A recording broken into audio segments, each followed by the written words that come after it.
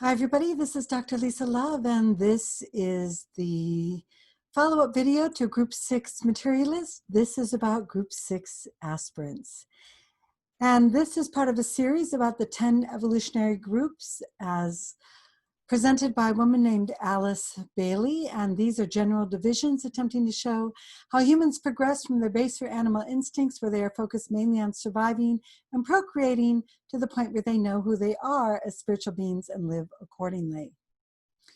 And Bailey says that all 10 groups are said to exist among us. Those in the first 6 groups are focused primarily on becoming human. Groups 7 and 8 on becoming soul. Groups 9 and 10 on becoming spirit. And this is the last video that focuses on the first of her 3 main stages, those that are becoming human, which are part of the integrated personality, on the path of individuation, who focus primarily on the realm of the 5 senses. That means that they get up in the morning and whatever they think, hear, touch, taste, and smell is what they're primarily concerned with throughout their day-to-day lives. And group 1 has very little mastery over the body, emotions, and mind.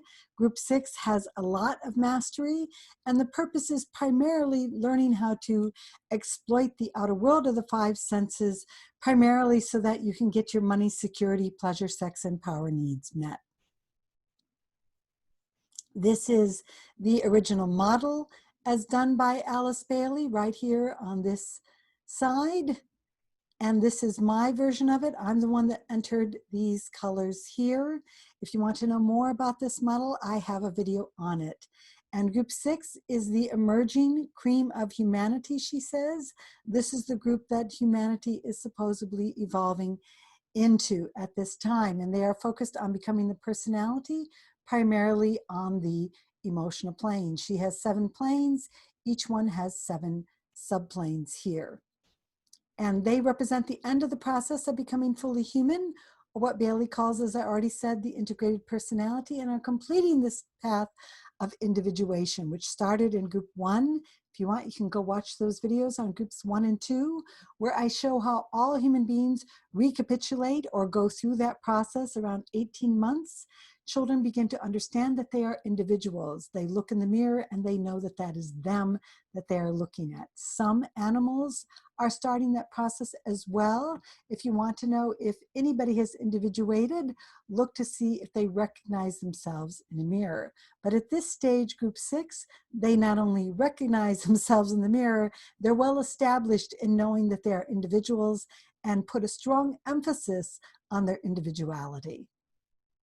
Bailey has 6 kinds of mind. Again, go watch that video. I just don't have time to go through all of this if you want to know about her levels of mind. But in general, group 6, which resides primarily, I believe, here on the emotional plane, maybe a little bit into the mental plane. Bailey doesn't say where these groups are at, but that's where I see this group to be.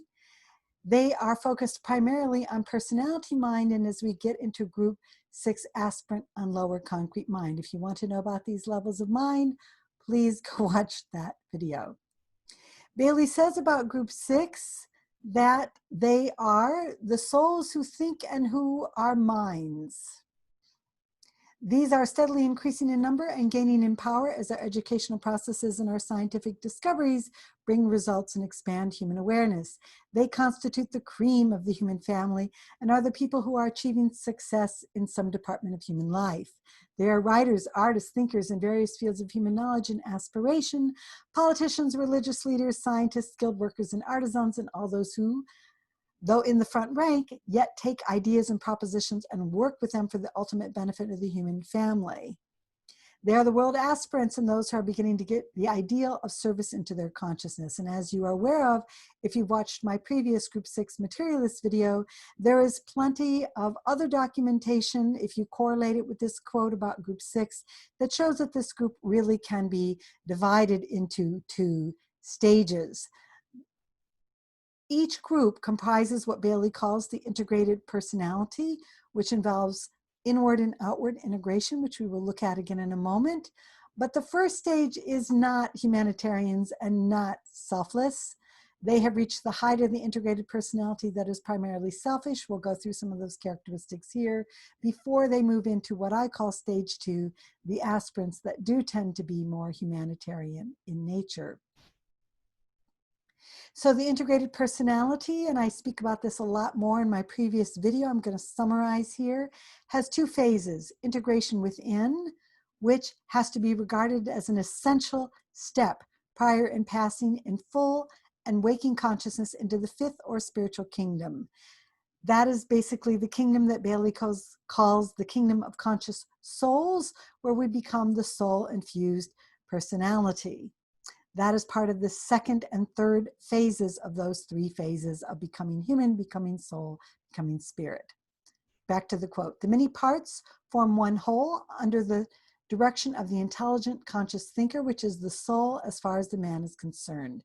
And that means that the mind, the emotions, the vital, and the physical bodies all have to be integrated so that you can, in full and waking consciousness, become not only able to be in sync inside yourself, but also to integrate without into the world and be a success. And this is an essential step, that previous quote said. So this quote says, at the same time, this conscious form is slowly arriving at a point where integration into the larger whole, carried forward progressively by the gradual integration of the part into the family unit, the nation, the social order, the current civilization, the world of nations, and finally into humanity itself. So it's really important to understand, and I stressed this in the previous video, that to become a Group 6 aspirant, we have to be capable of being successful in the larger world, all the way into being able to impact humanity as a whole at some point. And we will see that, yes, we take time out from this point on as we're becoming less human and more soul, to go interior, to introspect, to possibly go into meditation, do disciplines for maybe even years.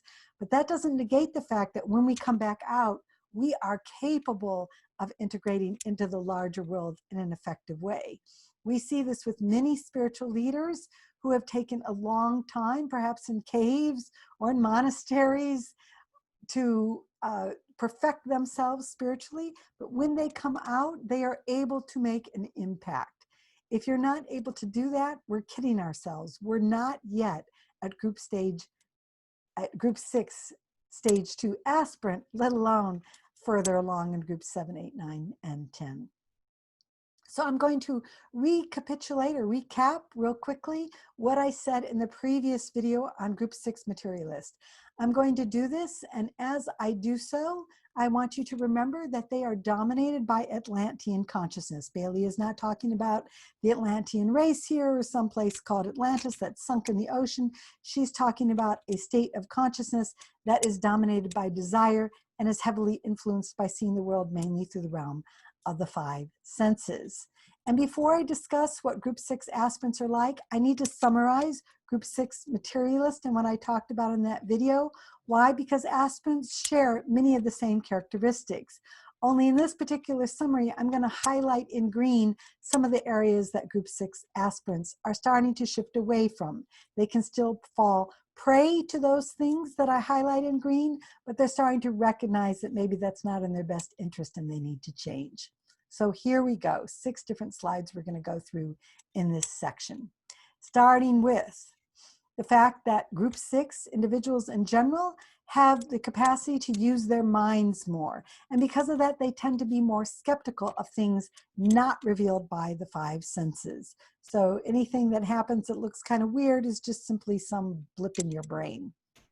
They are prone, therefore, to atheism and agnosticism, which is a big transition away from Groups 3, 4, and 5. Bailey says the majority of humanity is Groups 3, 4, and 5. The cream of humanity is moving into Group 6. So we're talking about a pretty high level of evolution here, even though we're going to see there are some possible negative consequences to this level of evolution that we're going to have to be aware of. They're increasingly scientific, but they are still prone to bias or scientism, I call it. That means that their emotions can still color how they perceive the results. They are likely to be prejudiced, perhaps, by their funders. etc. So they are not truly scientific, Bailey says, until they get into group 8. They also are able to coordinate the mind, emotions, and body to help them achieve their aims. That's part of integration within. And they can control their emotions, but they usually do this through suppression. And there is a quote in the Bailey books that a lot of aspirants and those in group 6 tend to have first-ray astral or emotional bodies. Bailey has a type system where the mind and the emotions and the physical body and the soul and the personality, we'll talk about this again a little later, are all conditioned by one of 7 types. First ray is will and power, and so that aids them in willfully and powerfully suppressing the emotions if that particular ray is coloring their emotional body. They have the increased capacity to handle large responsibilities. They are inclined to overestimate themselves and place themselves at the center of the universe. And this is true even for group 6 aspirants who tend to want to jump ahead pretty quick and want to pretend that they are very evolved spiritually, perhaps before they truly are. They like to gather groups around them again before perhaps they're really ready to walk the talk of spirituality and embody the higher levels of spirituality. Group 6 types tend to live a purpose-driven life. They have a mission, and often they understand that mission early on. That can also mean that they have a sense of entitlement, that they are entitled to pursue that mission no matter what. They are versatile and can do many things well. They are prone to great success because of this, due to the ability to implement their skills in many different directions. And they're often financially rewarded for that and rewarded in other ways as well. And that's one of the things that they seek. Because they're in the world of the 5 senses, they seek that out in their lives. And this great success can also make them prone to become narcissistic and bombastic. In other words, they tend to boast a lot about their achievements and their success. Again, I'm going rapidly here. If you want a more thorough discussion, please watch the previous video. Because of that success, they tend to be very popular. They tend to have charisma, magnetism, and they tend to get the adulation of the masses, which also would like to prop them up and tear them down pretty much in equal measure. They feel driven by a sense of destiny and making their mark in the world. They see that as very important. They can also tend to live in a selfish bubble because their money, their fame, their success can allow them to insulate themselves from the rest of humanity. Now, group 6 aspirants, that's why this is in green, may not do that to the same degree. In fact, they're starting to feel uncomfortable with that. They want to make their mark in the world more by being humanitarians than just doing this particular one, becoming oppressive, entitled, and dictatorial. So these 2 different kinds of groups, the group 6 materialist and the group 6 aspirant, can lead to either the dark side or the light side of the force, so to speak. So the dark side happens when the individual lingers too long in what we could say are the selfish and materialistic qualities of the integrated personality. Remember, groups 1 through 6 are on the path of individuation in the Bailey model. Group 6 tends to exaggerate the importance of the individual over everybody else. In an upcoming video on group 6 on the light versus dark, I'm going to highlight the dangers that exist as group 6 comes into power and how those dangers must be mitigated in order to avoid a dystopian future for humanity. Helping to prevent that from happening are the group 6 aspirants, as well as those in groups 7, 8, 9, and 10 in her model. They represent the light side of the force, so to speak, which begins when the integrated personality steps into the path of becoming the aspirant. Typically, this happens when the individual realizes that getting plenty of money, security, pleasure, sex, and power do not bring them the ultimate happiness they're hoping for. And you can look out and see a lot of examples of this. I was going to put some of those videos in here to try and show you, but I'm not going to do this because it's going to take just way too much time, and I'm worried this video is already going to be way too long, which these videos are starting to become. But I have to do that to get through the information for you. So you can see when somebody who's highly successful suddenly turns to humanitarian endeavors or starts to follow some of the characteristics that I illustrate in this video. They don't have to do that. They've got all the money, pleasure, sex, power, security that they need, but because of what they feel inside of themselves, they decide to walk that path. So the aspirant becomes more humanitarian and seeks to do good in the world. They're still highly individualistic in nature. So they struggle to be good, do good, while still making the mark in the world, but they want other people typically to notice it at this level. So you'll see them maybe still inclined to want to make sure they get their tax write-off for their charitable endeavors, to make sure that they get their name on a building. They may still be tempted to do that. The materialist, group 6 materialists are very much wanting that. Group 6 aspirants, a little less so. They may want to be photographed with really, evolved spiritual people and let everybody see them walking in these spiritual circles because they're now humanitarians and they like to think of themselves as more spiritual at this time. So the emphasis there is that they still want other people to notice what it is that they're doing. And they're tempted to have it all. So they like to embrace philosophies that say they can have it all. So whether it's Christian or some other Buddhist, Hinduism, whatever, they will want to have other people believe that they can still have all the money, sex, power, pleasure, security that they want and be spiritual. Now, that doesn't mean that you can't have it all on the spiritual path. It's just the difference is they're doing it primarily for their own selfish tendencies. They're not doing it so they can have all of that primarily to benefit others. Keeping this in mind, let's look at some of the key characteristics of the Group 6 aspirant. So before I can introduce the 4 main categories that I have set up, I need to run through some more terms that Bailey has here in her books. Otherwise, as we keep going in these videos, it's going to be difficult for you to follow along. And also, it'll make it a lot easier if you get into her books. So let's start with how she defines the word aspirant. Quote, the word aspiration comes from the Latin ad, to, and spirare, to breathe, or to breathe towards, as Webster puts it. She must have been looking at the Webster dictionary for that. The word spirit comes from the same root. Aspiration, she says, must precede inspiration. There must be a breathing out from the lower self before there can be a breathing in by their higher aspect. So in other words, we start to realize that aspiration is the increased desire to let go of the selfish tendencies of the integrated personality so that you can breathe in the higher aspect of and become the soul, and to use personality in her particular teachings. And that's kind of what I've just said there. To let you know, the word aspirant has many different meanings in the Bailey books. At times it refers to any stage of spiritual development where anyone on the spiritual path is an aspirant to some degree. So you will see that word used, and you'll see it even in this presentation, to where an aspirant is basically anybody who aspires to be a spiritual person.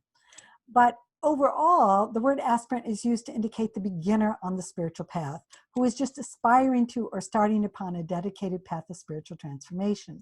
And the word aspirant also implies that the individual aspires to a spiritual life, but frequently lacks the discipline to actually embody it. That is one of the reasons why she has the words aspirant versus disciple. Disciple is undergoing the disciplines. The aspirant is kind of hit or miss on them. When you read the Bailey books, therefore, be careful. When you come across the word aspirant, try to determine what level she's talking about. Is she talking about anybody who's aspiring to spirituality at any level, or is she talking about the aspirant at this beginning stage? And to let you know, in this video, aspirant is going to mean the beginning stage. Now, to help you understand these stages, we need to go through something that I've called her Chela stages, of which she has 6 of, and we're going to introduce them to you. Bailey has a lot of terms from this point on, and I'm going to try and correlate them for you. This is one of the things that I have done, is worked hard to correlate all her different terms. When I make these videos, I actually do an excessive amount of compilation work, and then I read and reread hundreds of pages.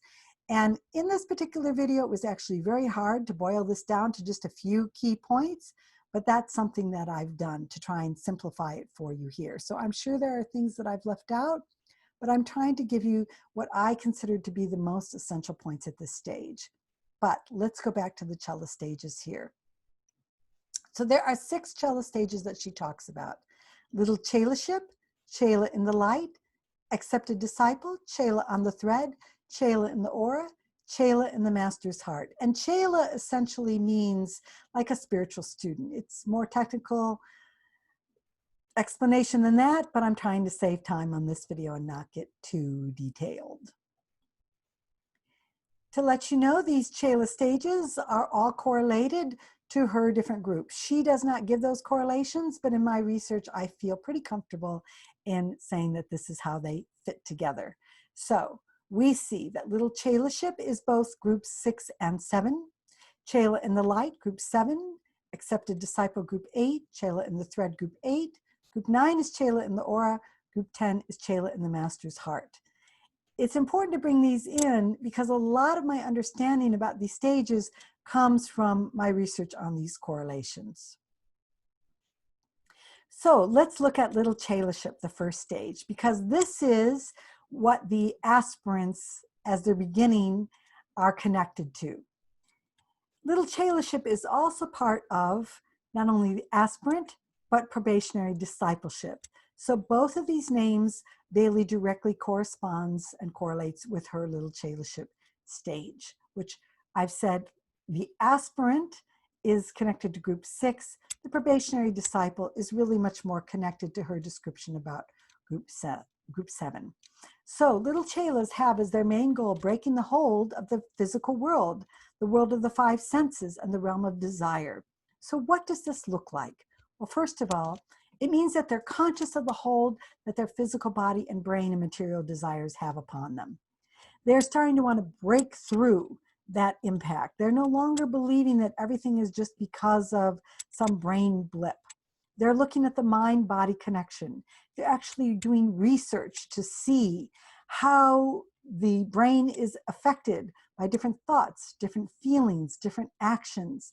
Can we manipulate the brain? They're no longer believing that you're just stuck with your genetic code, you're just stuck with your conditioning, you're just stuck with your brain disorder.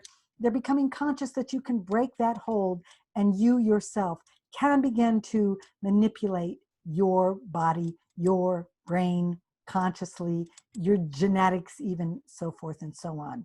And that also means that they're having to start to look at how are they led in their lives too much by just the realm of desire. Little Chelas are also trying to break the hold by learning to mentally and scientifically keep the physical body and brain fit, flexible, and fed in a way that keeps it vital and strong. So we're going to see at this stage of little Chela-ship, the aspirant and the probationary disciple, that there is really much more of an emphasis on the body as the first doorway into the spiritual path. Now, first, the motive regarding that, keeping the body fit, is still going to be tainted with satisfying one's desires. One wants to look hot or fit or sexy or attract wealth or attract attention. It's still a mixture here. It's still group 6. So the aspirant still has some of those materialistic desire tendencies mixed in. But the motive is starting to shift.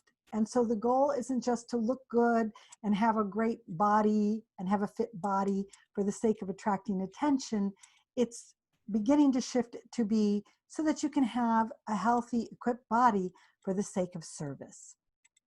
Another thing that they're trying to do, the little Chelas, is re-examine their desires to see, do I really need all this stuff?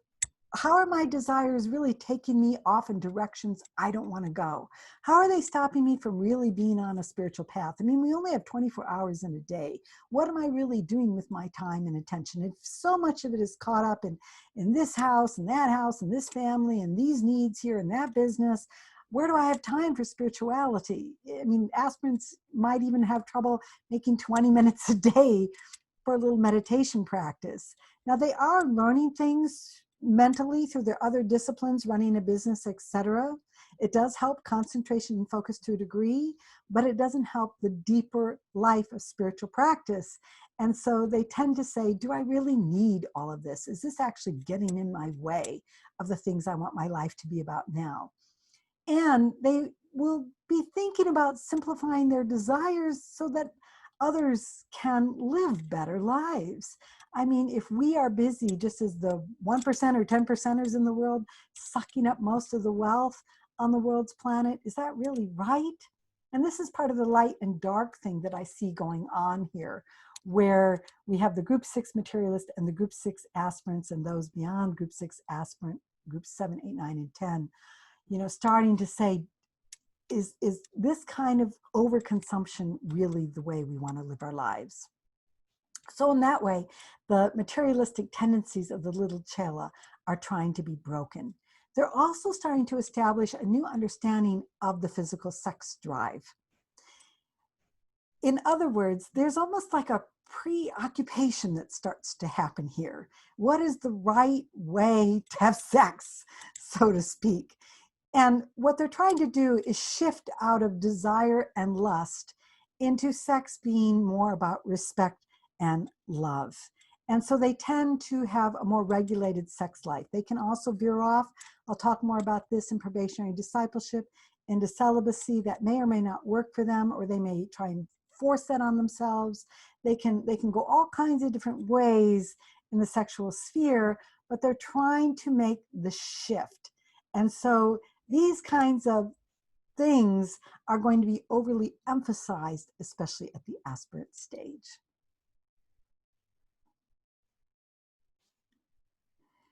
So mastery is not expected at all here at the stage of little Chela-ship. But the hold over all the physical body materialistic tendencies has to be broken by the end of little Chela-ship, after we get through both the aspirant and the probationary discipleship stage.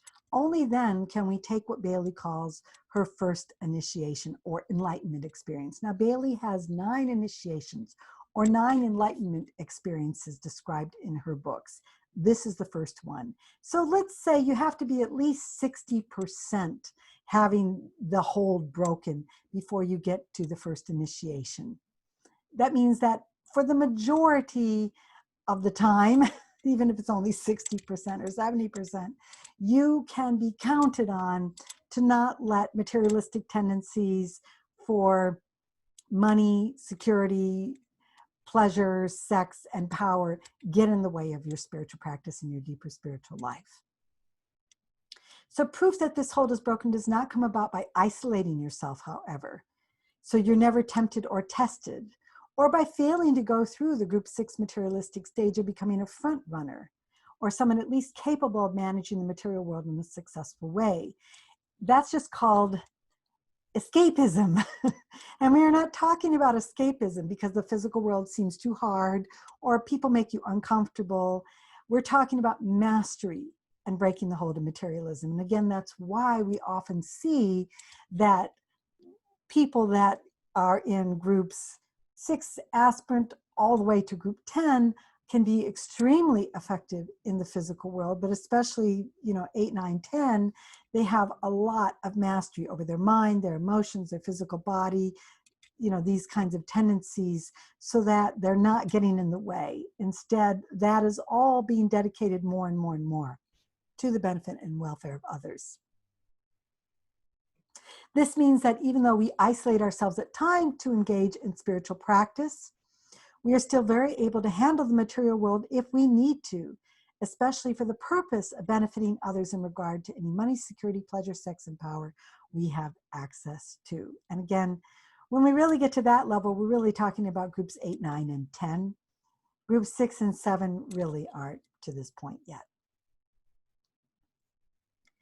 Now, I need to mention something else that I've kind of talked about in previous videos. There are 3 major evolutionary stages that Bailey talks about. One is Lemurian consciousness, which is not Lemuria. She does talk about the Lemurian race, the Atlantean race, but then she also talks about Lemurian consciousness, Atlantean consciousness, and we'll see Aryan consciousness. Lemurian consciousness is dominated by her instinctual mind, where they are just attempting to understand and master the physical environment. And humanity started this process a long time ago, but she says there are still those at groups 1, 2, and 3 who are within the realm of Lemurian consciousness. Atlantean consciousness is dominated by her lower concrete mind on the emotional plane and the personality mind, and they are working within the realm of desires and emotions, and that's primarily groups 4, 5, 6, and 7. Aryan consciousness, and the word Aryan used to mean the noble race. It didn't used to mean what Hitler turned it into, which is, some kind of primarily white supremacists who think they're superior over everybody else and have to get rid of anybody that doesn't look and act just like them. That's not what the word Aryan meant. That's not how she means it. It's somebody who is residing more in the mental plane and trying to master the mind in a spiritual way, and that's groups 8, 9, and 10. But the reason I'm bringing these evolutionary stages in here is it's interesting to see, if you read her books, that little Chelas, aspirants and probationary disciples, are starting to recapitulate, she says, Lemurian consciousness. Quote, "This stage, little Chelaship, is a correspondence to the process of individualization in Lemurian times, and the stage of little Chelaship is sometimes referred to as the period of Lemurian consciousness." Now, she is not saying that they are ruled by Lemurian consciousness. There are many, many quotes that say they are ruled by Atlantean consciousness. But as they start into the spiritual path, the initial effort, or the initial focus, I should say, is Lemurian-like. And by the way, she talks about this in more detail in Esoteric Healing, pages 578 to 579, by saying that what that means is, this to me is fascinating. This was 100 years ago, and I think we see it playing out right now. They are overly interested in things like Hatha Yoga, vegetarianism, the physical disciplines. Once again, come up for them as the main entry point into spiritual practice. And I think that we see that happening in the world. And to me, that's fascinating that she said that so long ago, and it seems to be out picturing in our time right now. Again, Bailey's not saying that little Chelas have Lemurian consciousness. She's saying they start out on the spiritual path by emphasizing how to get the body and brain into better shape to help them navigate this time more the spiritual realms instead of the material realms. Now, at times she does say that we really don't want to put so much of an emphasis there on Hatha Yoga and vegetarianism. And that's not because you shouldn't do it. In fact, in some of her rules for probationary disciples, she says vegetarianism is something that is highly recommended. It's why it's called a rule. Like, if you follow the rules, you won't get into as much trouble. But she's also really keen on saying we have to be careful. And aspirants and probationary disciples, little Chelas, tend to fall into this trap. I'll talk more about that on the aspirant problem video. But the trap is that if you don't have like a perfect Hatha Yoga body that can stretch this way and that way, and if you're not into vegetarianism or vegetarian, there tends to be a critical mind that comes in that wants to look down on other people. Or if your body isn't a certain way, there's a tendency to want to look down on those who don't meet their ideals of physical purity and the physical disciplines, primarily of Hatha Yoga and vegetarianism. And again, as you look out into our world, and Bailey wrote these quotes in the 1930s, you seem to see that that's happening out there. Finally, in this section, I just want to summarize that these evolutionary stages are also related to her initiations. I mentioned that there are 9, and she says that little Chelas who take the first initiation, which also includes her stage Chela in the Light as you research it, are in the millions at the time she wrote the book. So, they are coming into a greater and greater number. Now there's 7 going on 8 billion people on the planet, so millions isn't that big of a dent. But I think as we look around and we see how popular things like Hatha Yoga are getting, and vegetarianism is getting, and meditation at its beginning stages is getting, to me it makes sense that there are millions, at least at the stage of little Chelaship. So she also says that all true aspirants have taken the first initiation. Now here, the word aspirant, again, you have to really be careful here how she's using the word, includes those that are little Chelas, which includes probationary disciple and Chela in the Light. This fact is indicated by their intensive struggle to grow into spiritual life. They want to become spiritual. They fall down a lot, but they want to become spiritual. to follow the way of determined orientation to the things of the spirit and to live by the light of the spirit. They're aspiring to that. And we'll see in a moment that she says they have a fiery enthusiasm, which is like a match. It can burn out quick and then you have to relight it over and over again. But you can appreciate that in youthful enthusiasm, so to speak. Continuing her quote, I believe that many who read my words will recognize these determinations as the basic motivation of their lives. Probably all of you watching this video have this basic motivation, that you want to be orientated to the things of spirit and live by the light of spirit. So in correlating her teachings more carefully, again, I believe she's using the aspirant as equivalent to those who have moved through the phases of little Chelaship and Chela in the light, which comprise her first initiation. So here we have groups 6 and 7, the little Chelaship there, undergoing the first initiation, and they are within the Atlantean consciousness, but they're recapitulating the Lemurian consciousness so that those Lemurian stages of the physical emphasis is now being used for spiritual purposes. Group 7 is Atlantean consciousness, which includes Chela and the light. They finish off the first initiation. Group 8, Aryan consciousness, emerges at the level of accepted discipleship, and they are going through the second initiation. So that's it for those particular terms.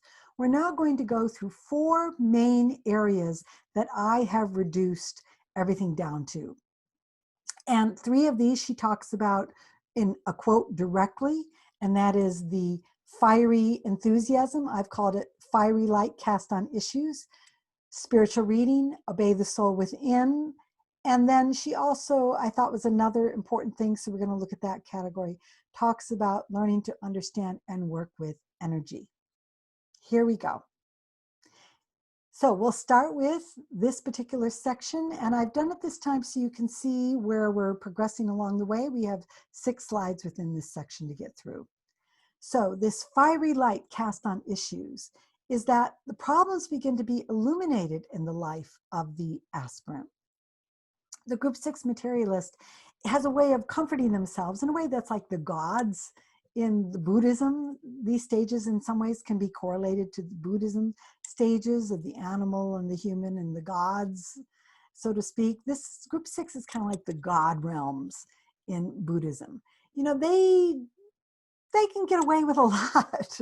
You know, they've got a lot of money and power and wealth and people that will just tell them what they want to hear, etc. So they don't necessarily have to look at themselves.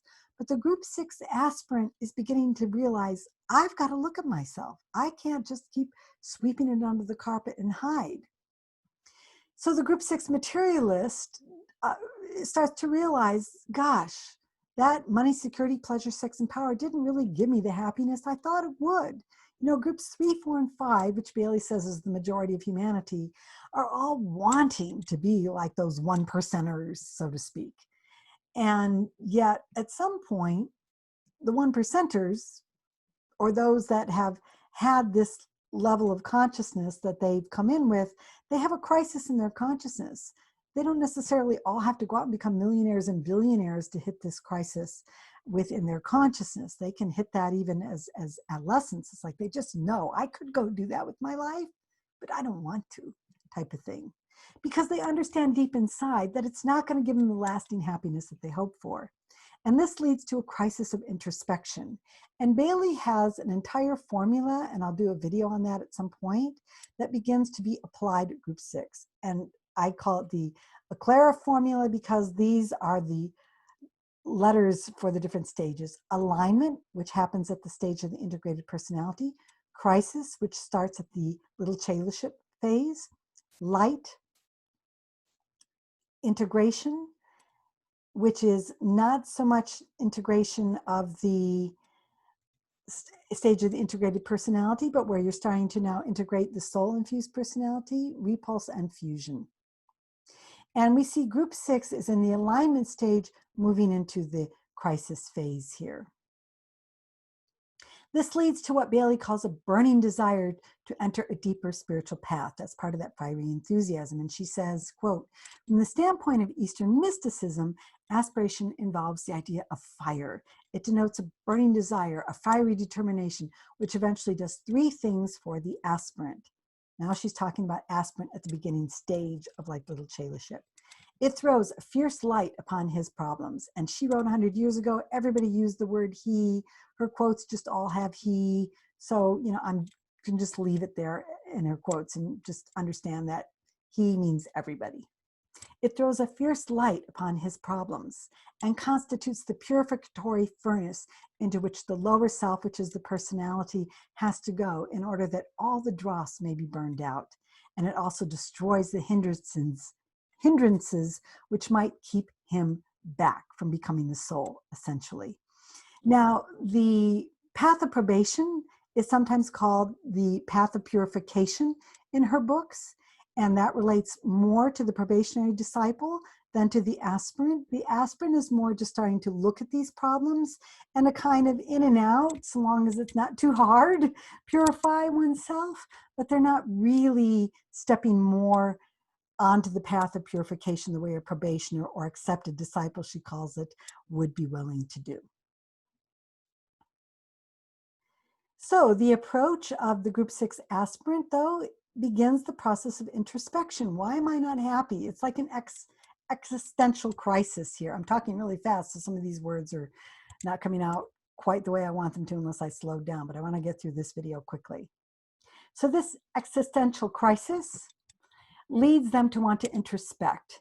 Now, the aspirant has typically rejected the religious approaches of groups 4 and 5 and tends to be more agnostic or atheistic, like the group 6 materialist. So non-religious methods are more likely to be used, like self-help or going into counseling, or maybe some new agey type approaches, something that's quick, hopefully quick. If it takes too long, they might drop out of counseling, or they'll read a lot of self-help books and not necessarily apply it.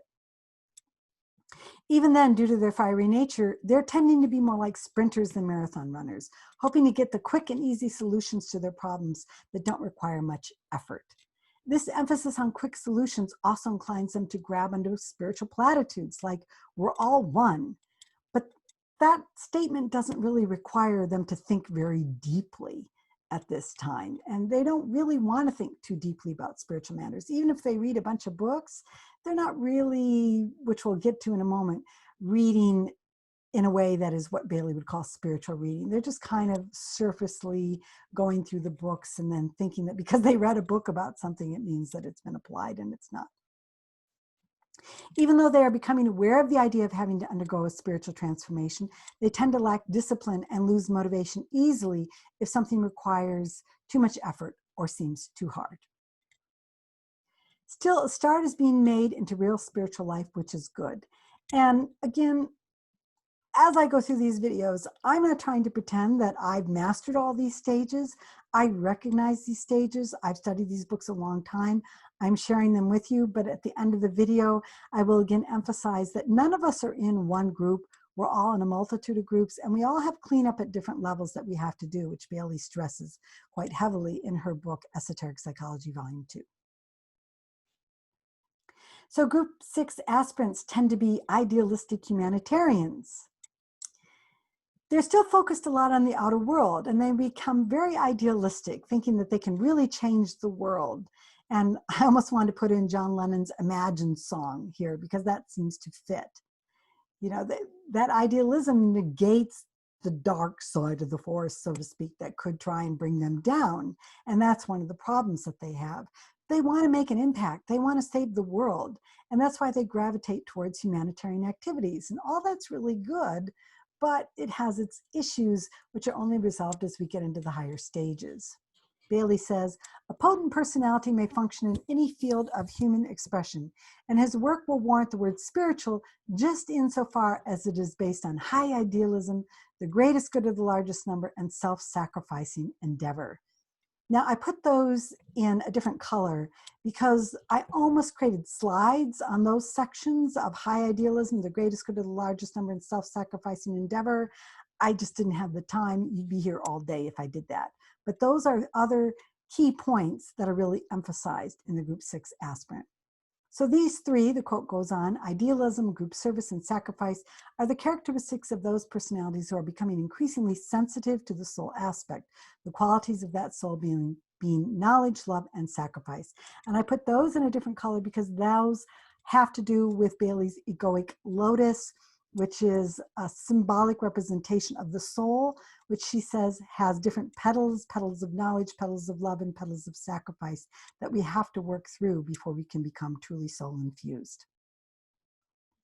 However, group 6 aspirants are still inclined to want to have it all. So the pull between their selfish and unselfish tendencies leads to what Bailey calls the Arjuna experience, who is a lead character in the classic spiritual text, the Bhagavad Gita. Now, the Bhagavad Gita is a classic text that comes primarily out of Hinduism, but it's also used in yoga philosophy. And Arjuna is, in Bailey teachings, the aspirant who enters the battlefield, and there's a war going on between his family members, essentially. And he doesn't want to enter the war. He wants to sit it out because he can't see how he can fight against people that he cares about and love. And he's really distressed about this fight going on here. And we can see this kind of battle going on in 2020, even as I'm talking right now. And so the group 6 aspirant will tend to be like Arjuna at first, and we'll get into the quote in a minute, wanting to sit it out, thinking that that's the spiritual thing to do. And yet in the Bhagavad Gita, Krishna, or Krishna, who represents Krishna or Christ consciousness or Buddhic or Buddha consciousness, is having a dialogue with Arjuna, who is like the aspirant, about how to fight the battle and live the spiritual life. Bailey says, the average educated citizen in all lands is facing today the Arjuna experience and the pairs of opposites upon the astral or emotional plane. Hence the intense feeling abroad in the world. This was 100 years ago. It seems to still be going on. Hence also the search for illumination through education, religion, and the many agencies of mental instruction, with the consequent growth of knowledge, wisdom, and right relationships. And she says that these people fall normally into two classes. Those who are aware of the necessity for decision and discrimination in thinking and in choice, but who are not yet truly aware of the implications or of the indications. They are called the bewilderment phase of Arjuna's plight. And to racial, national, and individual glamour, they have added a spiritual glamour which intensifies the fog. Now, to quickly try and clarify some of this. This is really, I feel, talking more about the aspirant stage here, where the bewildered Arjuna is saying, I can't fight this fight. I don't know how to enter in here. He argues it's not the spiritual thing to do, and so forth and so on. And that is a bewildered Arjuna. That is a bewildered aspirant who is falling under glamour. Glamour is a distortion, usually due to one's emotions and one's desires of reality or the truth. And then B, those who have emerged out of this condition are becoming aware of this problem. Arjuna eventually becomes aware, talking to Krishna, of his problem. They see the pairs of opposites and are entering upon what she calls the recognition stage of Arjuna's release. He's beginning to recognize how to release himself from this dilemma of not knowing if he should fight, how to fight, and so on. They see the form of God and the indwelling reality. The form of God is the outer people there on the battlefield, so to speak, and the indwelling reality that they're all souls, that they're all God. So how can you fight against people that you know are all God and all souls? And they're arriving at the decision to let the warrior, the soul within, carry on the fight. They will then, when right decision and choice have been made, stand up and fight, and will find themselves no longer on the path of purification, but upon the path of discipleship. Now, here's where Bailey drives me absolutely nuts sometimes, because her wording isn't always clear to me, and it may not always be clear to you. So the average educated citizen is primarily, you might assume, those in groups 4 and 5. They have a decent education. They have concrete mind on the emotional plane. They can deal with facts. They can get by in the world. They seem average, educated, but they're not in the Arjuna's plight of bewilderment here. Should I fight or not? They're on the battlefield saying, hell yeah, go fight, type of thing. And when we talk about no longer on the path of purification, those on the path of purification is those that are little Chelas, which are aspirants and probation disciples. So here's how I see it. Little Chelas are in the bewilderment phase of Arjuna's plight, and those on the path of discipleship are in the stage of Arjuna's recognition stage of Arjuna's release. With this stage, you are all familiar, and aspirants such as those found in this group of students, and she's saying aspirant in terms of anybody now, including those on the path of discipleship, need no instruction from me as to the treading of the path out of glamour into light. So again, the kind of confusing way that she talks here, because the aspirants in B don't need to be taught what to do. They already know what to do. But the little chelas, the aspirants and probationary disciples, they need to be taught what to do. So what's interesting is, and she wanted to do a commentary on the Bhagavad Gita. She passed away before she was able to. By the way, there's an excellent commentary on the Bhagavad Gita I highly recommend that follows along the lines of what Bailey says, and that's God Talks to Arjuna by Paramahansa Yogananda. And it's an excellent treatise that follows along the way Bailey interprets the Bhagavad Gita as an inner battle. She says, the Bhagavad Gita can be read entirely from the standpoint of the disciples' combat with glamour, and students would be well advised to study it. These glamours, which I am defining here, are distortions and misrepresentations of reality due to one's emotional desire and conditioning, are dependent upon the expression of the different forces which constitute a man's lower nature. So our lower nature is really the Kauravas in the story, and our higher nature is the Pandavas. In fact, there are 5 Pandavas, and they all represent the 5 chakras. And that's something that we'll learn as we learn how to read more spiritually, read more symbolically. These 5 Pandava brothers are all married to one woman named Draupadi. Draupadi is Kundalini that has to wed itself to the 5 chakras before it can cross the gateway of Dwarka to get to Krishna consciousness, which is within the head centers here. So just kind of giving you a little heads up there. I do have a whole series on the Mahabharata and the Bhagavad Gita, primarily the Mahabharata, and understanding that story through spiritual reading that you can find later in my Wise Productions Inc. YouTube channel. So this is basically about the struggles going on inside of us with our lower nature, the Kauravas, of which we're becoming increasingly aware, and which pass through the stages of emergence into recognition. We have to see what those lower tendencies are. We have to see how potent are they. We have to understand the violence and conflict until the struggling soul sits down, as did Arjuna, in the midst between these 2 opposing forces of the personality and the soul, and asks himself some of these questions. This is all her quote. Which is right, this or that? How can I distinguish where my duty or my responsibility lies? How can I find my way out of this bewildering situation?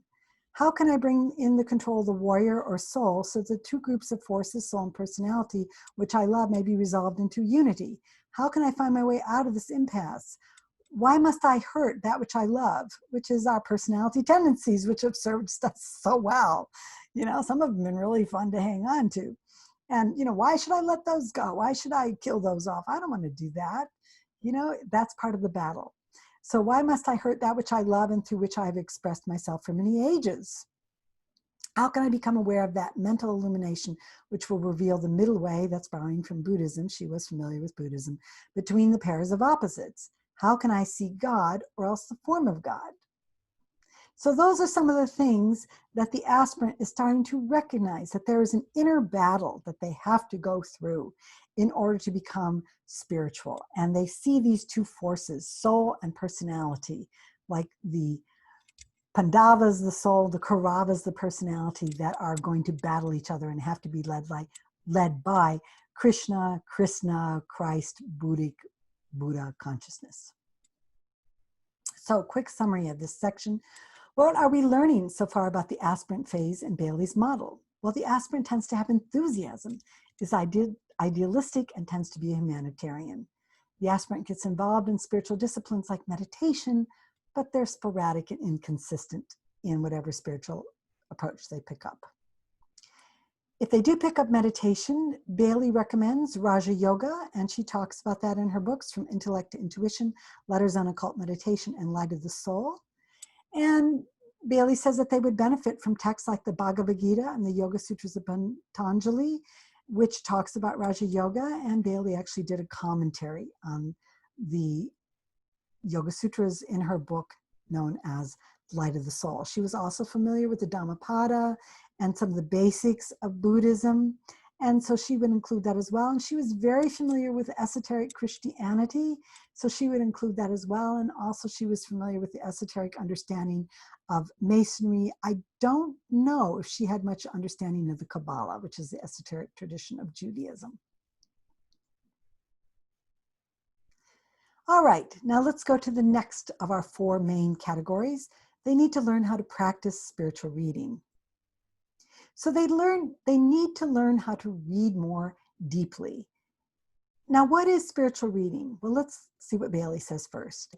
The significance of the second requirement, spiritual reading, the first requirement was fiery aspiration, and I said fiery light cast on their problems.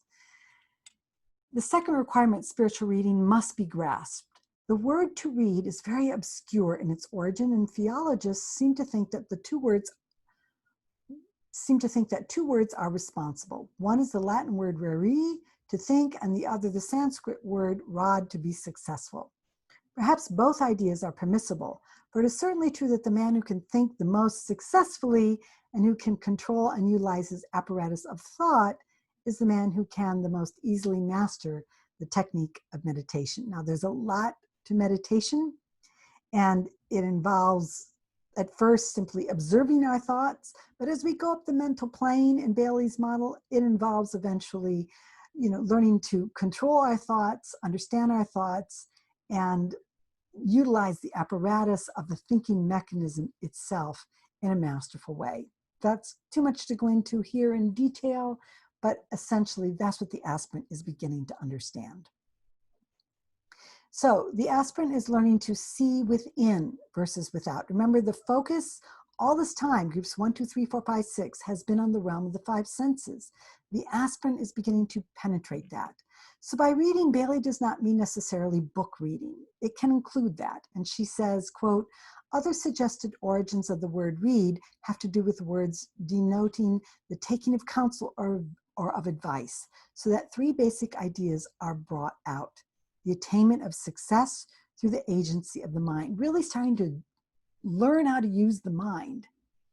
And that's why it's important to look at the videos that I've made on the mind so that you can understand how she talks about the mind here. Because it's not just simply looking out in the world and knowing how to be a good plumber or knowing how to navigate a map or understanding and reciting history or things you learned out of a book. It's not like that. It's learning how to use the mind to penetrate more deeply. The achievement of perfection, the taking of counsel, and the utilization of all the channels of information in order to gain knowledge. So not just the channels of information through the 5 senses, but also the channel of information of the mind itself. So we see that reading means using the mind to go beyond what the 5 senses reveal so you can penetrate life at a deeper level. And that involves learning how to read through the eyes of the soul. Bailey says, this is fundamentally the meaning of Patanjali when he uses the expression translated spiritual reading. It really signifies reading with the eyes of the soul, with the inner vision alert to find out that which is sought. It is realized that all forms are only symbols of an inner or spiritual reality, and spiritual reading involves the development of the faculty of reading or seeing the life aspect which the outer form veils and hides. This will be found to apply equally to a human form as to any other form in nature, because all forms veil a divine thought, idea, or truth and are the tangible manifestation of a divine concept. So in other words, everything, when you open your eyes and look, is something you can learn how to read spiritually if you're using the eyes of the soul to engage your mind. And that literally involves also learning to use these higher centers here. We're going to talk about that in a little bit more later. But it means learning how to penetrate. So you look at world events and you can penetrate it and start to understand what is going on at a deeper level, especially at a spiritual level. You can read anything, the human body as a symbolic form that you can penetrate through the eyes of the soul, trees, plants, flowers, our behaviors. You know, when we have triggers and we act up and we're trying to understand, why are we acting up? Why are we getting angry? Why are we getting irritated? Why are we getting sad? We can use the eye of the soul to start to penetrate that and get a deeper understanding of what's going on. And the aspirant is just starting that process. In other words, they are engaging the soul to penetrate more deeply what's going on in their lives in the world. She continues her quote, "When a man knows this, he begins to read spiritually, to see below the surface and so contact the idea which gave birth to the form. Gradually, as he gains practice in doing this, he arrives at a knowledge of truth and is no longer taken in by the illusory aspects of the form." You really get kind of a calm equanimity there too. The emotions die down as you're starting to see and sense and know what's going on at a deeper level. It's like you've gotten to read the whole book and you already know the end of the story, so you're more calm and detached and able to observe the movie because you've already seen it once before as it's playing out before you. So some of your friends may be nearby and kind of emotionally reacting, what's going to go on in this movie, how's it going to end, but you already know. So you're able to have more equanimity and calm. Back to her quote, "This, in its most practical application, will lead a man, for instance, to negate the form aspect which his fellow man may assume and deal with him on the basis of the hidden divine reality." So to put that into easier words to understand, so if somebody is acting up around me emotionally, or we see events in the world that look really difficult that are going on in our fellow man, we can deal with our fellow human being or with events in the world with that equanimity because we're seeing it more on the basis of observing what the hidden divine reality here is going on, what is really going on here. She finishes her quote, "This is no easy thing to do, but it is possible through training in spiritual reading." So spiritual reading then involves penetrating into any symbolic representation in word or image to understand its deeper meaning from a more comprehensive and spiritual point of view. So this is an example of spiritual reading. And one example is the picture that I've put here. And you notice there's all kinds of different things that you could spend time on in this picture. Why are there these astrological symbols? What is this eye about? What are these four roses about? What do they mean? You know, what are these little rays around these little sun-like things? You could really analyze this and try and penetrate just the symbol as a way to do spiritual reading. And in fact, that is something that is happening more and more, not only at the aspirant path it begins, but as you go further along the way, we tend to read more and more symbolically what's going on around us. But it can also be as we read a text. And the important thing as we read a text is we learn how to read it symbolically or metaphorically. So Bailey has, for example, the labors of Hercules is about the 12 labors that the Greek hero Hercules went through, and she's interpreting that through spiritual reading by trying to penetrate it. But here's an example, I picked one out, a spiritual reading from one of her books. Quote, "We start with an emotional realization of our goal, and from then pass on through the fire of discipline to the heights of intellectual certainty. This is beautifully pictured for us in the Bible in the story of Shurdash, Mishash, and Abednego." I don't know how to say these words. If you're Jewish and you know how to say these words, go ahead and put something in the comments section. I'll be happy to learn. Going back to her quote, "We read that they were cast into the midst of the burning fiery furnace. Yet the result of that apparent tragedy was the releasing in their midst of a form of a fourth identity whose appearance was like unto that of the Son of God." So read literally, there's these three beings, three guys, and they get thrown into a fiery furnace, and out of that comes a fourth identity. What does that mean? You're supposed to throw three people into a fiery furnace so somebody else can be born? You know, we see this also in the story of the Mahabharata. It's kind of a bizarre story. It starts out where, this is a classic tale from India. It starts out where there's this woman, Ganga, the goddess of the Ganges, who drowns these 7 children. The 7th one is saved, and, you know, you're like, what is going on here? And supposedly she drowns them because it's for their own good. I won't get into all the details here. And you read these kinds of stories and you think, this sounds nuts. What is this? Advocating that it's okay for a woman to go out and kill her children if she feels like she's a goddess or it's for their own good? That's literal reading. That's what groups 4 and 5 are going to tend to do. Group 6 is just going to throw it out and say it's like nonsense here. But there's a deeper way to read these things, and that's what is happening here. By the way, heads up, if you read Yogananda's book, God talks to Arjuna, and he gives you kind of the esoteric side of that story.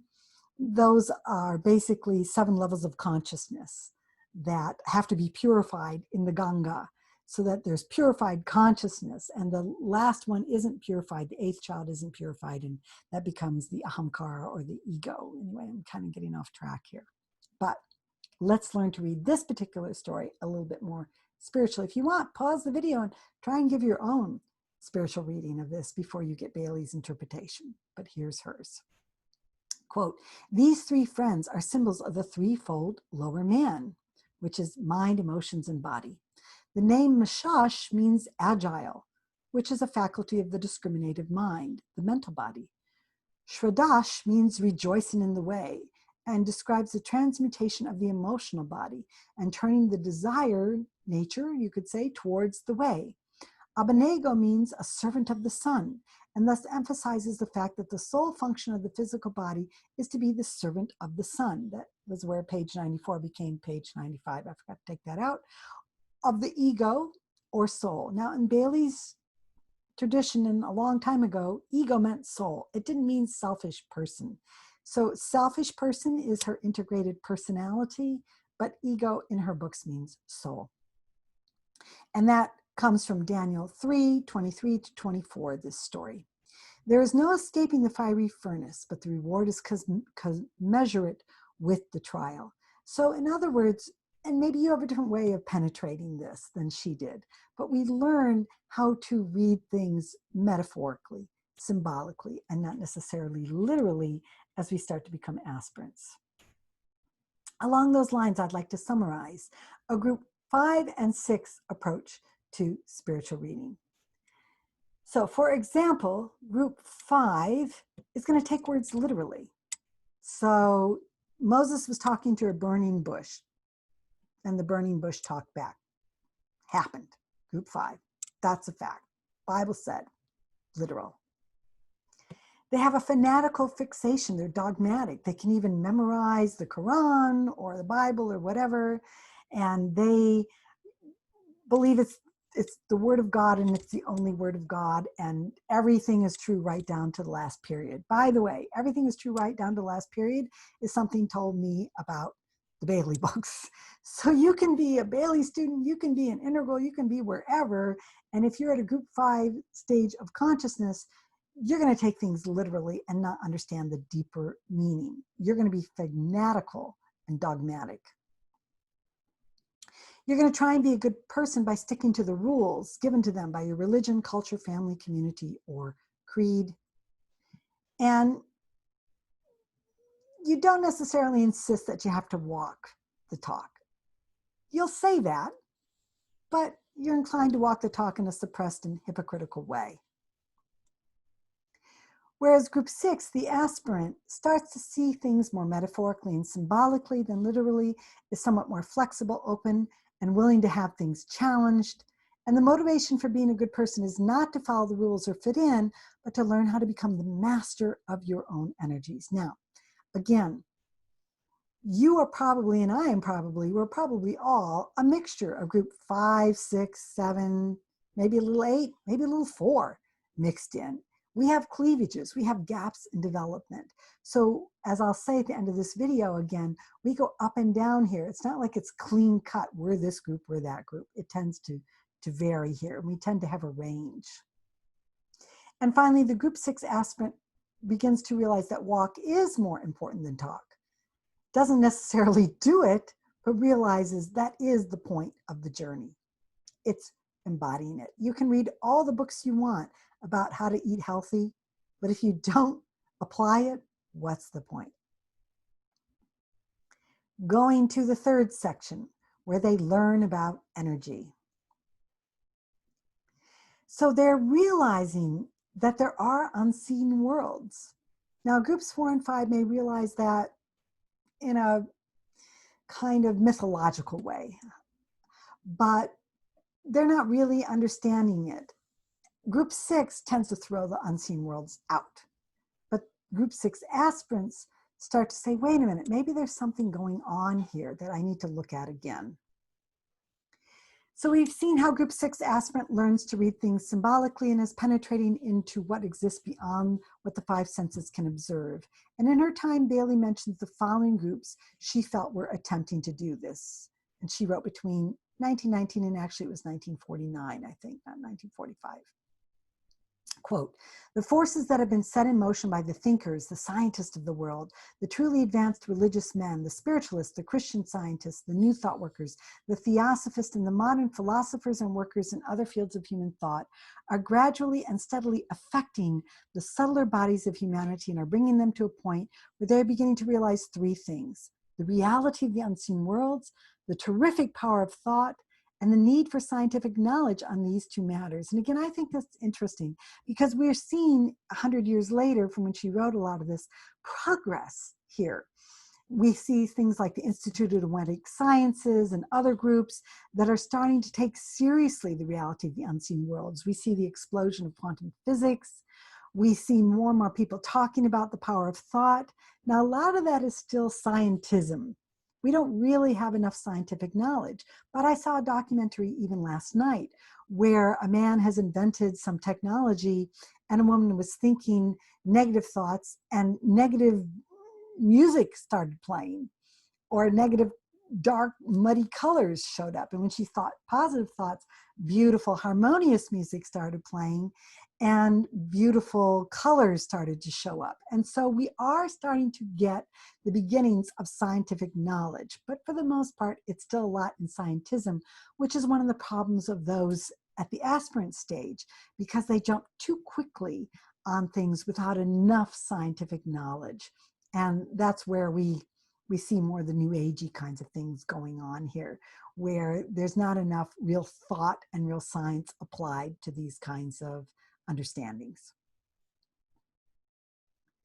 They're also starting to become more aware of their conditioning.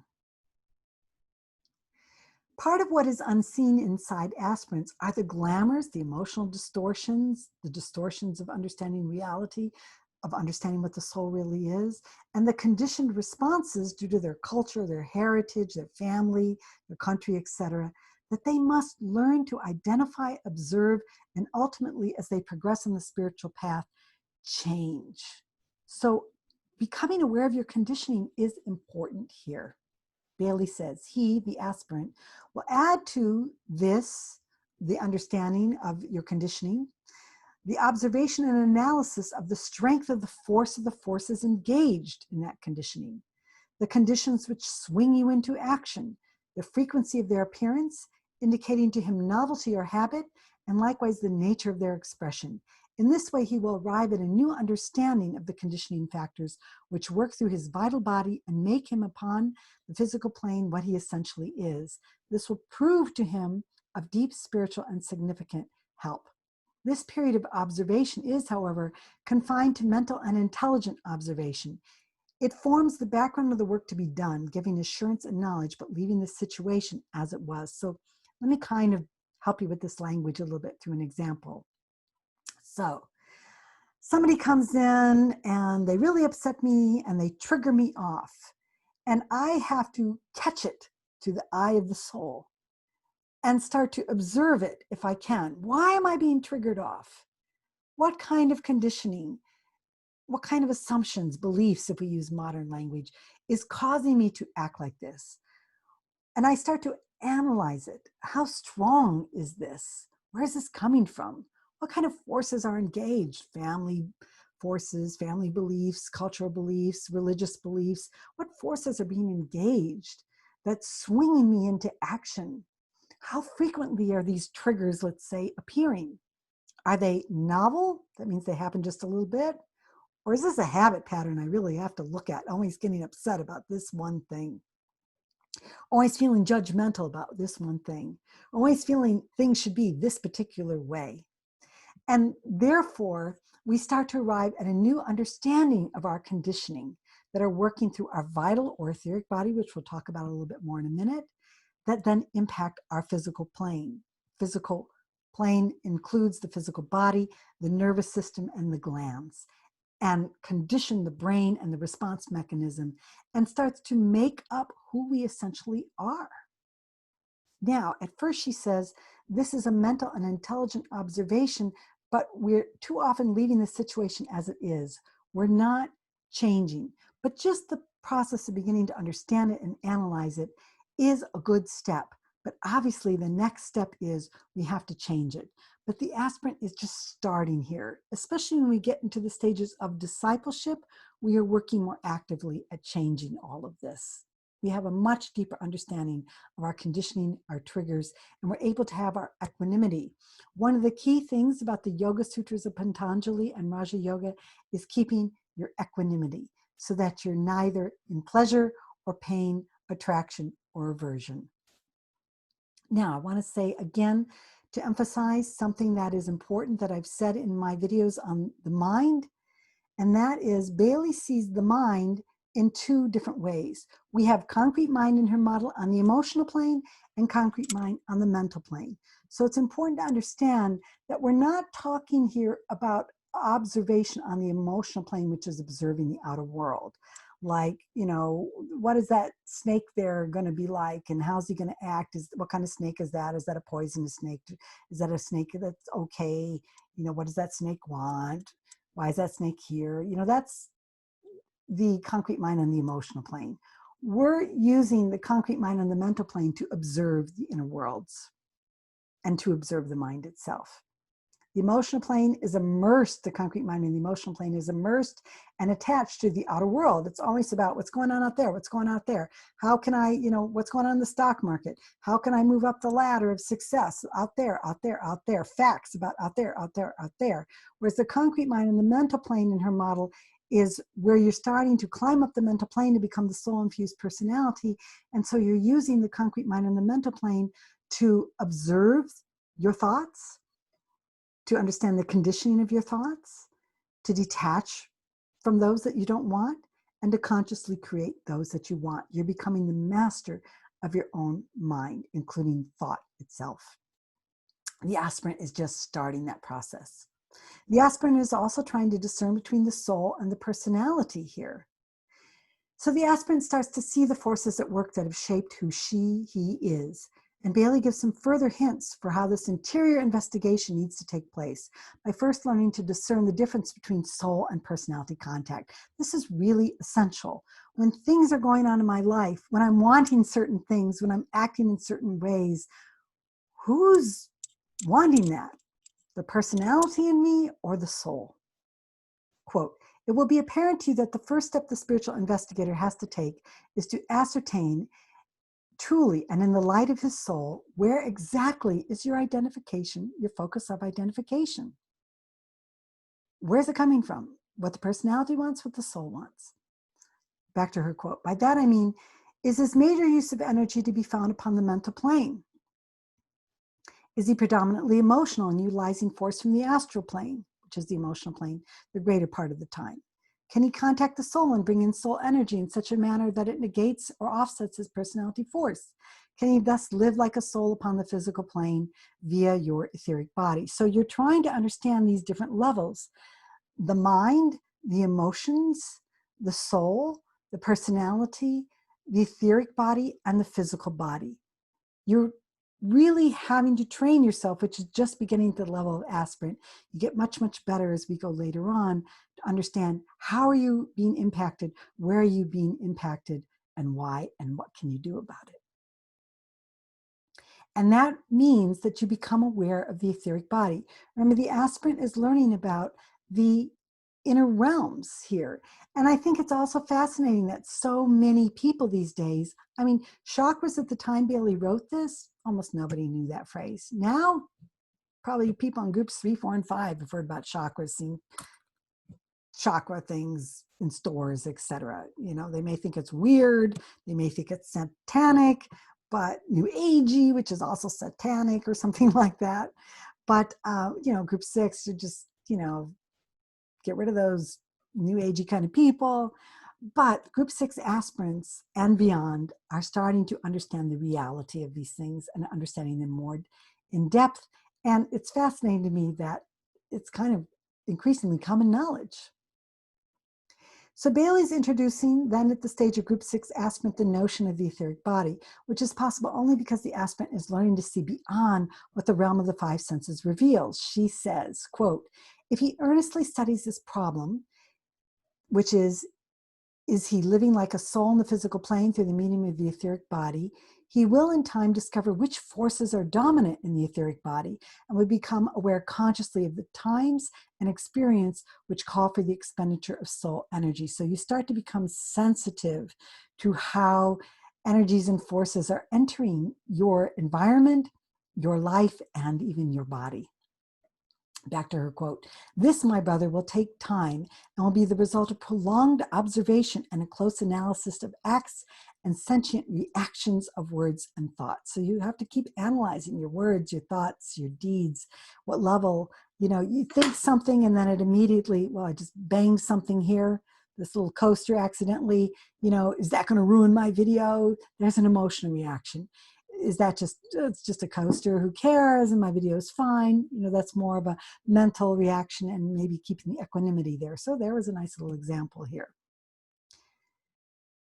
We are here concerned, as you can see, with an intensely practical problem, which is at the same time an intrinsic part of our study and which will be evocative of basic changes in the life of the disciple. And that means we're, again, and the aspirant is just starting to do all this, to observe how energy is entering the body. Her quote goes on, he is also aware that the dense physical body, the outer tangible appearance, is only an automaton, obedient to whatever forces and energies are the controlling factors in the subjective conditioning the man. So we begin to learn more and more about the inner subjective realities and how they condition us at all levels. Going on with the quote, is that physical body to be controlled by emotional force, pouring through the sacral center and producing desire for the satisfaction of the physical appetites? And when she wrote this, very few people knew about the chakras. Now we pretty much, all of us pretty much that are on the path or familiar with the chakras know that this is like the pleasure sex chakra here. So if something enters in, does it drop all the way down and activate this chakra? We can start to notice that, and we can start to ask ourselves what we want to do about that in a conscious way in terms of our physical appetites. Or is it hitting the solar plexus, leading to emotional satisfaction of some kind? This is typically known as the power center. So I feel good, I feel powerful, I got my desires met here. By the way, these 3 lower chakras all represent the integrated personality, though in her system, the Ajna center starts to engage at the point of the integrated personality aspirant stage and starts to rework these 3 chakras. She has a lot to say about how these chakras move and shift in her books. Is it to be responsive to the mind and work largely under the impulse of projected thought? Is it perhaps to be directed by an energy greater than any of these, but hitherto apparently impotent, the energy of the soul, as an expression of pure being? So the aspirant is just starting to become trained and sensitive to these different levels. Continuing with her quote, is it to be swept into action under the impulse of sentient reactions, ideas and thoughts emanating from other human beings? And now that knowledge is kind of commonplace again. It's not unusual for people to talk about the vibe in a room or needing to come home and like take a shower to get that vibe off of them, etc. Or is it being motivated and spurred into activity under the direction of the spiritual hierarchy?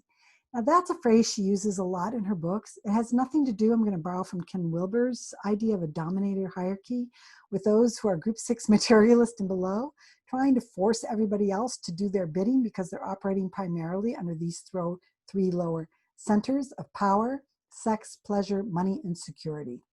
Dominator hierarchies want them at the top and everybody else at the bottom. A spiritual hierarchy, as Bailey uses it, is somebody who's operating from the higher chakras and is somebody who is increasingly orientated towards compassion, selflessness, service, sacrifice, the greatest good for the greatest number. Those kinds of things will dominate more the consciousness of the person who is operating from a spiritual hierarchy. And the final slide in this section, and this is something I mentioned earlier about the fact that Bailey, a long time ago, came up with this idea of types known as 7 rays, which she says aren't just types, they're 7 energy streams. That's why we have 7 days of the week. That's why we have 7 fundamental notes on a musical scale. In other words, the number 7 is a mysterious number, and if we read it spiritually, we begin to wonder, what is that about? Well, she went ahead in her books and started to talk about how they each represent a type as well. So we already mentioned Ray 1 is will, purpose, and power, and how aspirants tend to have a Ray 1 emotional body, which helps them to suppress emotions versus work them through. The aspirant actually is starting to work them through. So maybe it's more the group 6 materialist that has that. The aspirant is starting to work that through. But let's look a little bit at this idea of types. Continuing the quote, his next step is to become aware of the quality of the forces applied. That's what types is about. In ascertaining this, he will find it necessary to discover not only his soul ray and his personality ray, but to also know the rays of his mental apparatus, his emotional nature. This will lead necessarily to another period of investigation and careful observation if he is not already aware of them. So the interesting thing about Bailey is that she has types for the soul, the personality, the mind, the emotion, and the etheric physical body. This is your 5-fold nature. Now, I've also studied the Enneagram, and I love the Enneagram system in terms of its type process and how it goes up also different stages, but they don't have types for the soul, personality, mind, emotion, and physical etheric body. That is something that comes from Alice Bailey. And when she did this, the only real type system out there was astrology. By the way, I've read the book Personality Types by Carl Jung. I read it when I was a teenager, and Carl Jung basically borrowed his type system from astrology. You can pretty much find that in that book of his, and that's where the Myers-Briggs came from. And I bring that point up because of the rest of this quote. When I tell you that to this information you must add a close consideration of the potencies of the forces and energies reaching him astrologically, you will see what a stern task he has set for himself. Not only has he to isolate his 5 ray energies, soul, personality, mind, emotions, physical, etheric, but he has to allow for the energy of his sun sign as it conditions his personality, and of his rising sign as it seeks to stimulate that personality into soul responsiveness, thus working out soul purpose through personality cooperation. Now, I know a lot of people that want to throw astrology out, and in general, you need to know, in Bailey's esoteric astrology, she kind of threw astrology out herself, in that the way that astrology is practiced is not the way that she recommends it be practiced. And also she says that we can't really do astrology unless we understand that we're just dealing with a set of symbols. And those set of symbols are influencing us in different ways dependent upon our level of consciousness and how that consciousness is conditioned.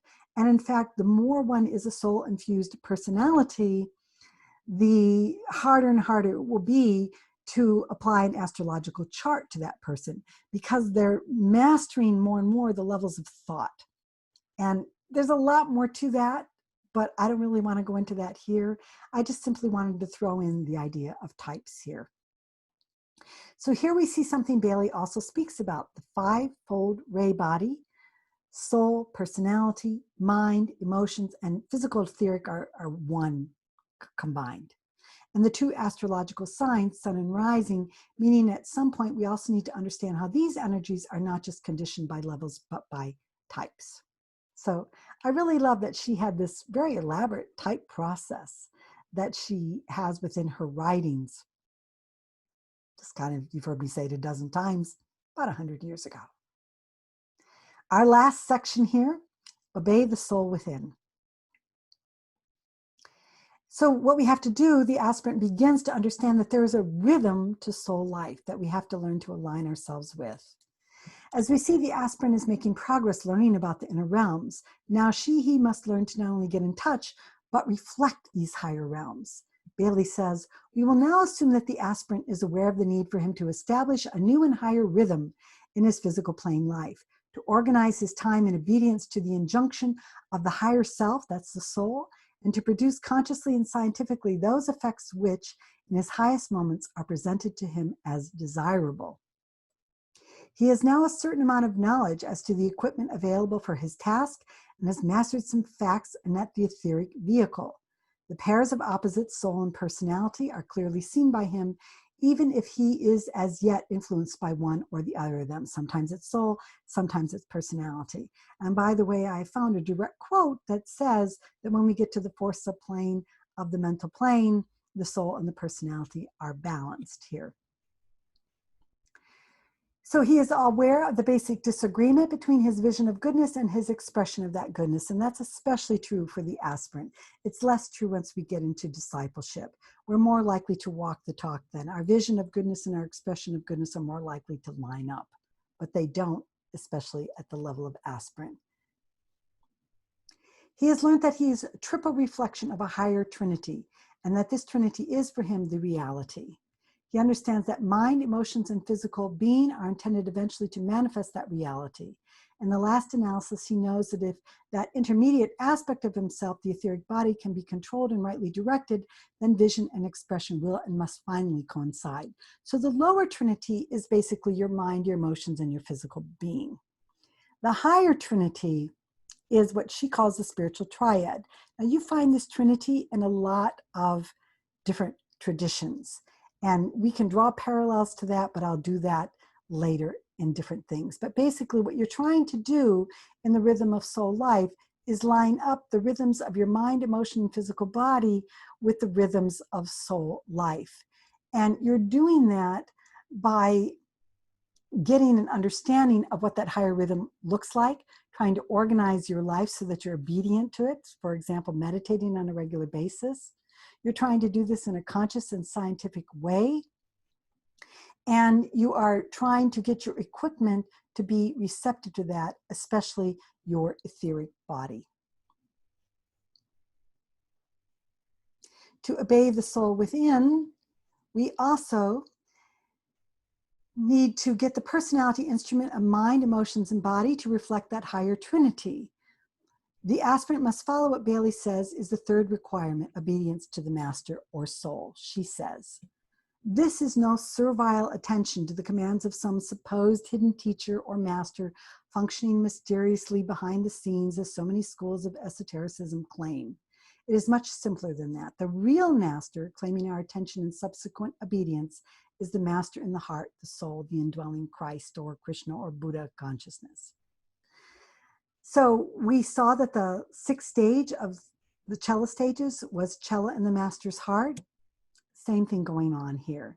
So what we're trying to do is not go out there and talk about different masters or how we're in touch with different masters or channeling different masters, or now that's not even good enough. People have to channel a whole planet, a whole solar system, a whole galaxy, a multi-universe. You know, it's like a competition now. Not just one being, a Seth, you have to do a group of beings in Abraham. You know, it's like a whole competition going on. But what she basically says, which will surprise a lot of people, you really just want to focus on your soul as the master. This master, to go on with her quote, first makes his presence felt through the still small voice of conscience, prompting us to higher and more unselfish living, and sounding a quick note of warning when there is deviation from the strict path of rectitude. So the aspirant starts to want to follow that still small voice within. We do that at group 5, but we do that because we're supposed to do it. That's what our community does. That's what the good book says. That's what our culture does. That's what our family made us do. And then group 6, Materialist, we forget about all that. And then as we get into group 6, Aspirant, we have that inner nudge of conscience. Should I really be doing this, or should I be doing something else? And we start to want to listen to that. Back to her quote. Later, this comes to be known as the voice of the silence. She borrowed that from a book by a woman named Helena Petrovna Blavatsky. That's the name of her book. Bailey was familiar with her teachings. So later this comes to be known as the voice of the silence, that word that comes from the word incarnate, which is ourselves. Each of us is a word made flesh. Later still, we call it an awakened intuition. The student of meditation learns to distinguish accurately between these three being the word incarnate, the word made flesh, and the awakened intuition. So I need to let you know that when she uses the word intuition, that's a really high level that involves a great deal of discernment and understanding and what she calls comprehension or synthetic understanding. I think that's the word that she uses in her book, Glamour, here.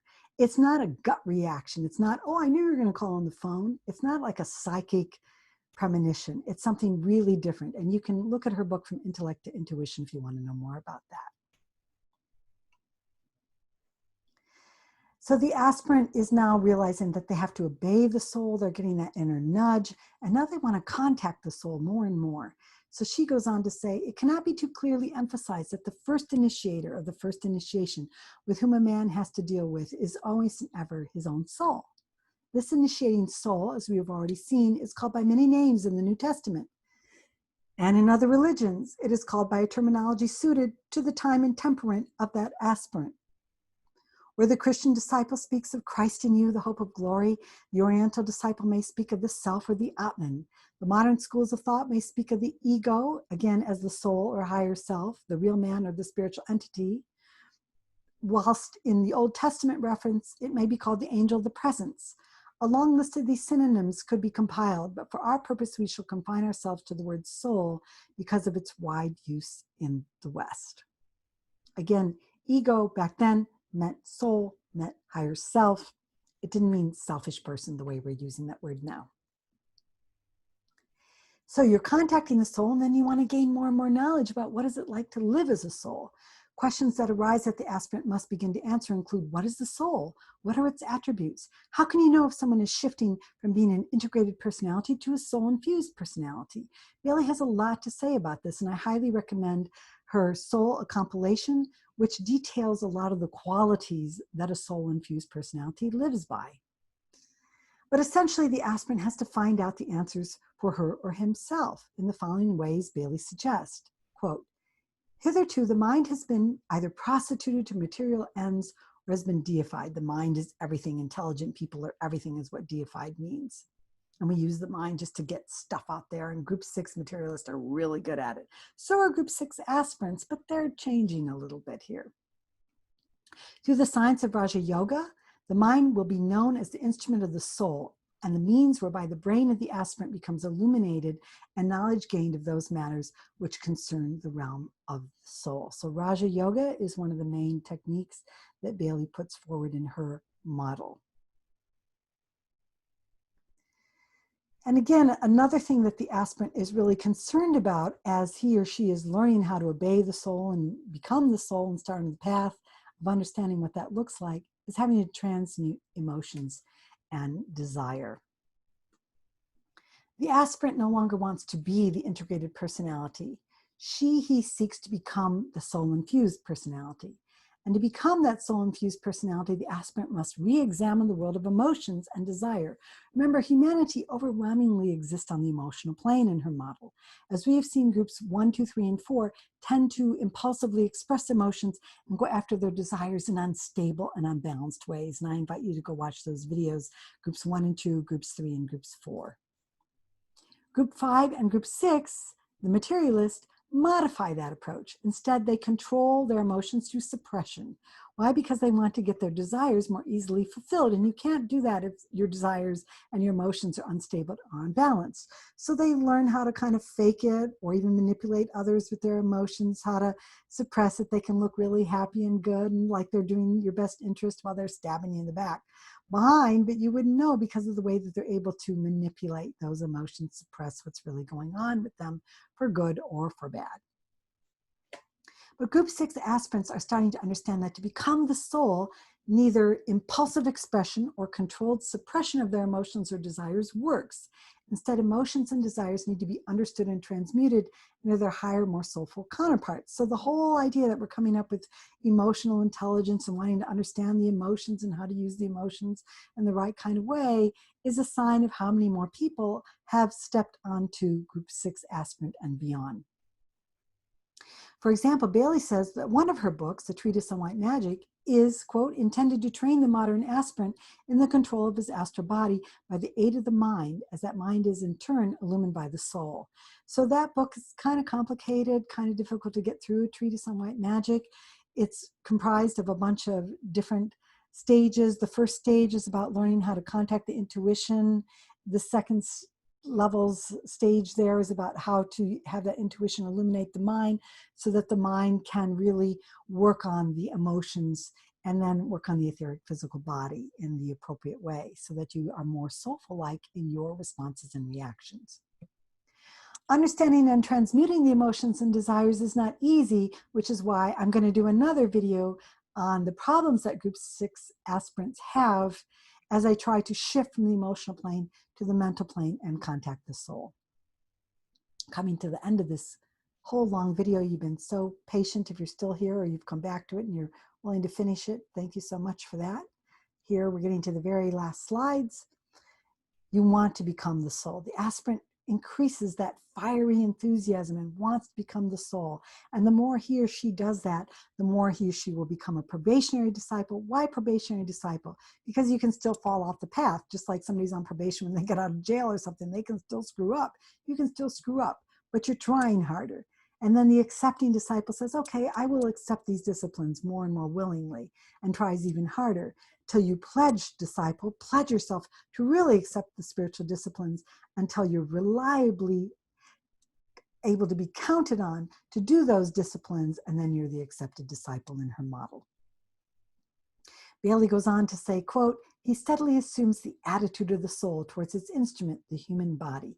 Now the aspirant's just starting that. Obviously, the more you're in the later stages of her model, the more steady you are at doing that, at allowing your instrument, the human body, your mind, your emotions, your etheric physical body to operate as the soul. Back to the quote. He regards himself no longer as a man or woman controlled by her emotions, impelled by energy and directed by the mind. Remember, Group 6 is the first group that she says is learning to really think and have minds. And so the mind is really important to them. You know, what university did you graduate from? Harvard, Yale, Cambridge, et cetera, et cetera. It's really important for them. The soul, not so much. In fact, may not even think it's real type of thing. He regards himself no longer as a man controlled by his emotions, impelled by energy and directed by his mind, but knows himself to be the self or soul, thinking through the mind. The soul thinks through the mind, feels through the emotions, and acts consciously. And, you know, a simple way is just, you know, somebody's acting up in front of you, and you kind of go into that eye of the soul, and you just kind of calmly observe what's going on with that person or what's going on inside yourself if you're doing a mindfulness meditation or another type of meditation, and you begin to reflect, what's really going on with this person? Did they have a bad day? You know, where did they come from? What's going on in there? If you're watching them on TV, in their country, in their culture, you know, why does this person act like this? What group are they in the Bailey models? You can start to add that in now. You know, what ray energy or type do they have? If you want to use Bailey's 7 ray types, or if you want to use something like the Enneagram, you know, what's going on with their type? You know, what's going on with this person here? What's their conditioning about emotions? If they're male, they're usually, I'm a relationship counselor a lot when I'm not doing this kind of thing. You know, I'm always saying, you know, males in general, stereotyping, tend to be taught not to, you know, express their emotions as much here as females, etc. You start to analyze, observe, wonder, and then throw out that compassion with it. If you're just analyzing and observing, you know, that's not necessarily the soul. But if you're adding that level of compassion and wisdom and insight and understanding, then you're working at the level of the soul. Back to the quote. As this consciousness stabilizes and becomes permanent, the work of evolution in his case is consummated, the great at one man is made, and the union between the self and its vehicle of expression is established. Thus, the divine Son of God consciously incarnates. That's obviously really high up there, but I wanted to throw it in here because this is kind of the goal. And if you go to other religious traditions, I do, you know, I've studied yoga and the Hindu tradition and the Yoga Sutras of Patanjali, read different levels, different versions of that, and different versions of the Bhagavad Gita and Buddhism and these kinds of things. And esoteric Christianity, I've researched the Kabbalah, all these different things, which a lot of us are doing here. It's not just me. We'll see that they correspond here. And that's a really good thing, that we're starting to create that synthesis here. In fact, Bailey even said that increasingly in this century, we were going to see synthesis as one of the keynotes here of this particular century. And I think that we're seeing that as well. So I used to have a license plate synthesis. And another word for that now is integral. You know, we saw that with integral yoga with Sri Aurobindo. We're seeing that with the integral movement, which was started by, first of all, the transpersonal psychologist, and then the integral psychologist, and then the whole integral movement. We're seeing that note so that all of us can consummate, that we can all stabilize our consciousness, that we can all evolve humanity into this great at one-ment to be the self. Again, I mentioned at the very end of the video, I was going to talk, as I have before, about how the Bailey model is really more like, this game was Chutes and Ladders when I was a little kid. The original name for it was Snakes and Ladders here. But what you do is you have 10 different levels in this game, kind of interesting, 10 different levels. They each have 10 squares across. Here we can kind of say is the mid-level, groups 1, 2, 3, 4, 5. But what's important about showing this is that, again, we all tend to be in more than one group at the same time with gaps in development. Alice Bailey called this cleavages or gaps. So again, we tend to go up and we tend to go down. So we may be in group 4 and we win the lottery, and all of a sudden we're group 6, materialist, and we can have everything we want, but our consciousness isn't really stabilized there. So we may fall right back down. We can't handle it. We lose the money and go back to group 4. We may have a peak experience and climb all the way up this ladder and think we're really realized and really enlightened. And then we keep going along and suddenly we go down this, go another step and go down this. And we're like, oh, look, I'm back to the same level where that peak experience happened here. So that's the way that her model works, is we play snakes and ladders or chutes and ladders. Finally, I've decided not to do correlations in these videos with Alice Bailey and integral models, simply because they're not lining up as well from this point on, and also because I've decided to do a separate video series where I take each one of these groups, primarily from group 6 on, and show how it relates to other models that are already out there. So thank you so much. You made it to the end of this video, and I appreciate if you're watching this. And I really do hope that all of this is something that is ultimately really helping you. Thank you so much. And I hope that you have a wonderful rest of your day.